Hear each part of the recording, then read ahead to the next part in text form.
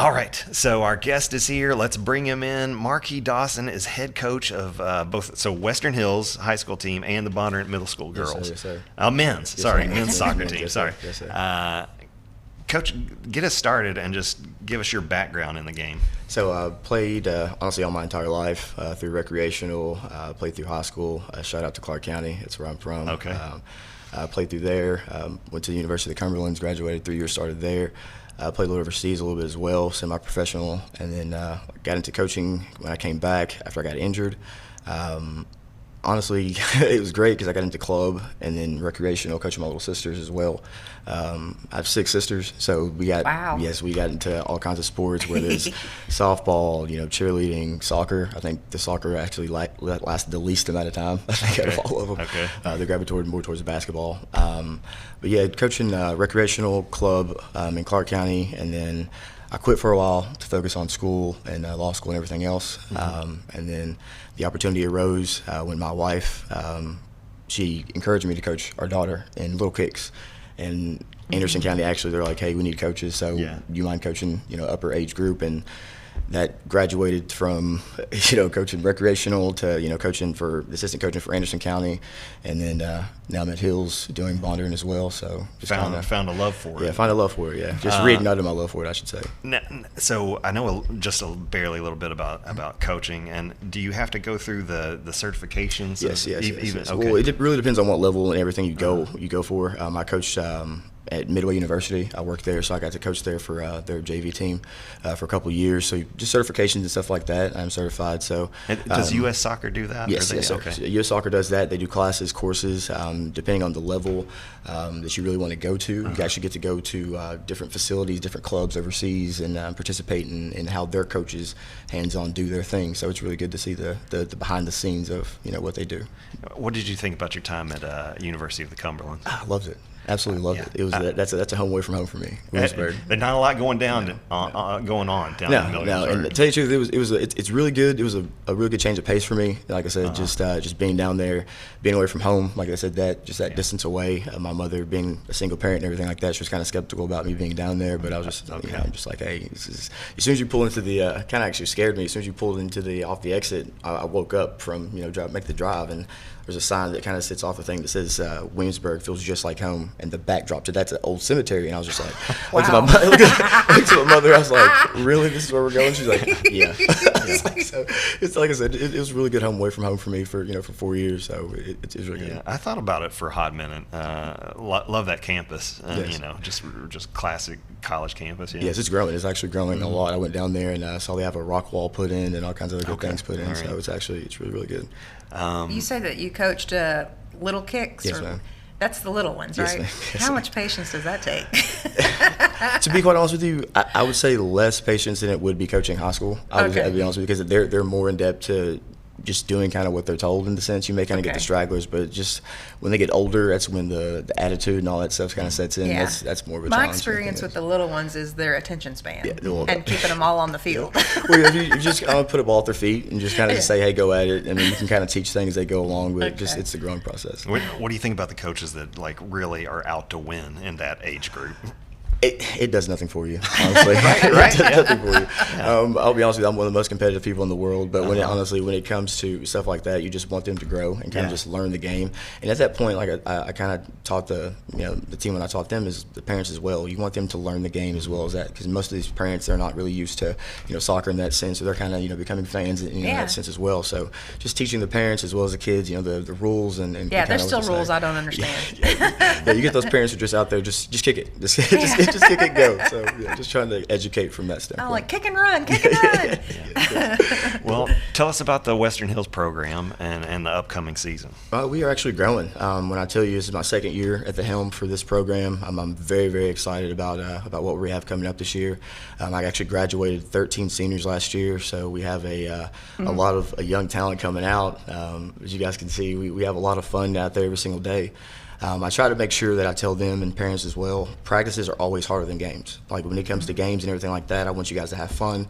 You should make minimal mistakes as you would in practice. Practice is the time to, come out, make the mistakes, learn, challenge yourself and everything like that. So when you get into the game setting, there's nothing you haven't seen in that sense. So I think we have a really talented group coming out of juniors and then sophomores and a couple of freshmen mixed in with that as well, and mixed in with a couple of senior leadership. I think we're going to make some noise this year. Okay. How's it to play on that turf? That looks nice. Amazing. Actually, we have one of the better turfs in the state. I will tell you that. We actually do keep it well. I think you guys had Coach Vanderpool and Coach Rose. We actually all do a pretty good job of maintaining the field to make sure it's a pretty good playing surface. Yeah. So I'm telling you, we were actually undefeated last year. So we kept the home field record safe in that sense. So we're looking to definitely not duplicate it, but just expand and grow. What we did last year, and like I said, make some noise. Now. So you coach at Bondurant too. Yes, sir. Now, is that so? When I was at Boyle County, Coach Smith came in. They started winning championships, and probably the main reason for that is because he went down to the Pee-wee levels of football and started putting in his system. Correct. Is that kind of what you're? Yeah, it's more like the top-down method, correct? If I could, I think I'm trying to encourage a lot of some of the clubs, local clubs. Frankfort doesn't have a club system yet, but I think we're pulling from local clubs like GFC, United, LFC, Sporting, and all that stuff to kind of encourage our kids to get out and play. But like I said, just getting down into the grassroots of it, letting the kids know, what I expect and what the program expects and going forward. That's kind of the same way we did at Clark County. Like I said, we did the same things.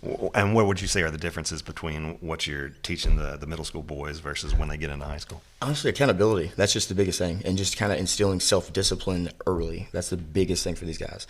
Like I said, we do a lot of community work. We try to do the thing at the high school level, but also encouraging the middle school guys to where we get into the program, it's nothing you haven't seen before. Nothing's new. You're going to be you're basically a self-servant. You're going to come in, not only a couple in that with being a student athlete, but you're going to come in, and just be a servant to the community. Hopefully we grow, the program in a good light in that sense. But just also letting them know, what we expect from the time you're a sixth grader. We had some fifth graders last year. Yeah. So basically from that age group all the way. That's a great opportunity for those middle schoolers because it makes that transition so much easier and they're more prepared. Yes, that's great. Yeah, that's great. How would you describe the style of play that you prefer, and are there any coaches you would compare yourself to? No, I would never compare myself to anybody. I can't do that. I like to emulate. I would say that's the closest thing to flattery. Pep Guardiola is a big inspiration in my life, and as far as that goes, read all of his books, took a couple of seminars as well. Mauricio Parcentino, Luis Enrique as well. Just kind of delve into honestly just different styles of play. I mean, if you go to Brazil, if you go to Spain, Portugal, everywhere you go, the style of play is different. My biggest thing with me, I like to take the good and the bad from each one and kind of mix it together and stuff like that. But as a coach, you never really know what you're going to have until you see the team and you kind of see what talent you have, and then you just kind of build from there. I'm by no means an expert whatsoever, but if you're talking about Pep Guardiola, are you talking about like build up, out of the back type of stuff? It's more like build up, possession, not really a lot of tiki-talk, like small touch passes and stuff like that, but just using every bit of the field that you have at your disposal. And especially we have a really good turf field, and we're just using the width and the length of that. And honestly, I think we did a really good job of that last year because when you come there, you're going to have to work to get possession back once we get it. And so it's just that's kind of one of the models I like to emulate. Yeah. So do you coach the players on how to flop?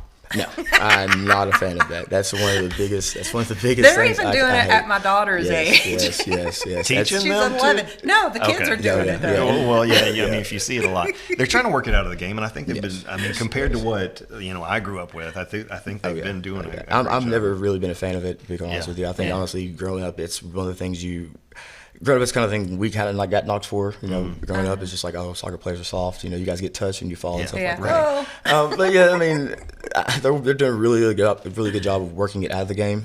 I by no means teach my guys to, if you get touched, it's like play through it, man. Good. I want them to actually put it on the referees to make that call. It drives me crazy when somebody's in the box and gets just touched and just automatic. Like you might have had a chance to score, but you were trying to draw that penalty. Right. Yeah, my biggest thing now is honestly just learn the rules of offsides because that's ever changing now. Yeah, that's the one I can't get. Right. What a handball is now, apparently, just kind of keeping it within the cylinder and your hands behind your back and all this other stuff. So it's just that kind of stuff. Okay, so I am a big soccer head. So let's talk a little bit about. So do you watch a lot of games? Yes, every day, any chance I get. Okay, what leagues and teams? English Premier League, La Liga. I mean, I watch a lot of MLS, kind of because EPL is not in season. Man City, I got the wristband on right now. It's one of my favorite clubs. Right. Was supporting them before Pep Guardiola got there, so I'm just not a bandwagon. Bayern Munich from the German league as well. Corinthia from the Brazilian league. So anytime I get a chance to watch it, yes. Anytime I get a chance to watch it. My wife hates it, but she's very supportive as far as that goes. So so you have to buy a bunch of packages on yes, to get the streaming. Yeah, all those things are spread out everywhere. Yes, they are. Favorite player? Thierry Henry. I would say that. That's a all-time favorite. That's honestly why I wore the number 12 my entire life. That's his international number. So, that's big inspiration. Are you watching the Women's World Cup? Yes, I am. I'm a huge fan of Team USA. I don't want to jinx them by saying they're going to win it, because I'm not a big fan of doing that, but I think they have a really good chance of doing so. Team England's looking really good as well. And I think I will say, even though Canada got out to a shaky start today, I would put a pretty good chance on them as well. Yeah. Do you think so? They got some older ones in the women's team right now, kind of the older generation, and they got a lot of real young ones coming up that people are like, these are good. Yes. Do you think he'll balance that the right way? I think so. I think the coach has, like I said, you have a wealth of talent throughout that team. I think a big thing with coaches is just having somewhat of a seniority leadership on the team, so and players know what to expect when you have younger talent coming in to kind of learn the nuances of what you expect. Trinity Rodman, I think she's an outstanding player. It's Dennis Rodman's daughter, so I think she's going to be a really good striker. Mix that with Megan Rapinoe, you have can't remember Kelly Ertz in the middle as well. So they're going to be really good challenge, especially if we put out 3-peat. I think is what they're going for this year. So. You're young men. So when I was in school, and I'm super old, like nobody even knew what soccer was. I mean, it just I watched the World Cup in '94, and it just grabbed me. I was like, it was here in the States, which we got another one coming up in the States. I think it's going to do the same thing for a whole new generation of kids, like 10 times what it did for us. But for your young men, what kind of brings them into the game is, I hear a lot of people saying like FIFA, like the video games and stuff like that, and just, I guess, being more exposed to it on TV. Where do they get their love for it? I think soccer is transformed now. I think I'm 34 now, so I mean I'm kind of getting up there when it comes. We'll tell you, young man. But when it comes, I think soccer's actually transformed itself to more of a year-round sport now. You have, like I said, club is brought into it as well. When it comes to just the exposure that people get to it now, as far as it's everywhere around you, as far as that goes. You really can't drive within, I'd say, a 300 mile radius without finding a club, the professional club somewhere. In Kentucky, I feel like that's crazy now, because we have two, live within 80 miles of each other. So I really think that just exposure to that, I think the publicity of just a lot of games, of just a lot of high profile players getting older and retiring to the USA and actually playing and be able to see them up close and personal. So I think that's really, really good as well. We've got to get you off here, but because I could keep you on forever. I could just plug you with these questions. But we do have the World Cup coming in 2026. The men's team's been getting better. Women's team has been great for years and years.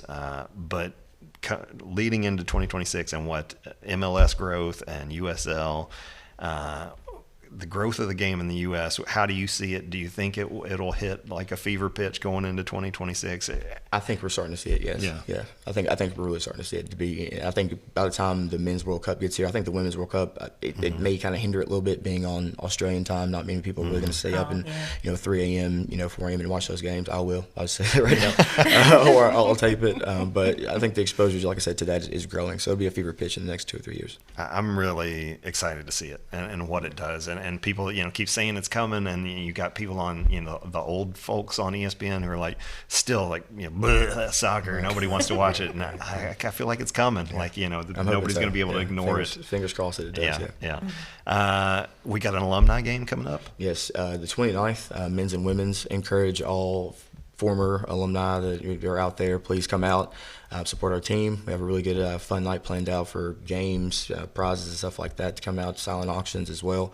So just definitely come out, support the team, and hopefully grow the community of soccer within Frankfurt. Nice. And we got to ask you before you get out of here, do you have a favorite movie snack?